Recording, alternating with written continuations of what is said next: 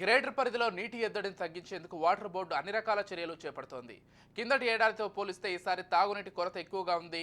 Water ట్యాంకర్లకు demand రెట్టింపైంది. ఈ నేపథ్యంలో వేసవి మొత్తం 24 గంటలు వాటర్ ట్యాంకర్ల ద్వారా తాగునీరు సరఫరా చేయాలని వాటర్ బోర్డు నిర్ణయించింది. ప్రస్తుతం రోజుకు 9,000 ట్రిప్పులతో నీటిని అందిస్తోంది. ఇక 28 ఆపరేషన్ అండ్ మెయింటెనెన్స్ డివిజన్ల పరిధిలో 13.80 లక్షల నల్లా కలెక్షన్లు ఉండగా వాటర్ బోర్డు రోజు 550 మిలియన్ గ్యాలన్ల నీటిని సరఫరా చేస్తోంది. ఎండలు విజృంభిస్తుండటంతో నల్లాల ద్వారా సరఫరా చేసే నీళ్లు సరిపోక జనం ట్యాంకర్ల కోసం ఎగబడుతున్నారు. దీంతో అధికారులపై తీవ్ర ఒత్తిడి పెరుగుతోంది. కమర్షియల్ అవసరాలకు సర్దుబాటు చేస్తూనే కాలనీలు, బస్తీలకు ట్యాంకర్లు పంపిస్తున్నారు.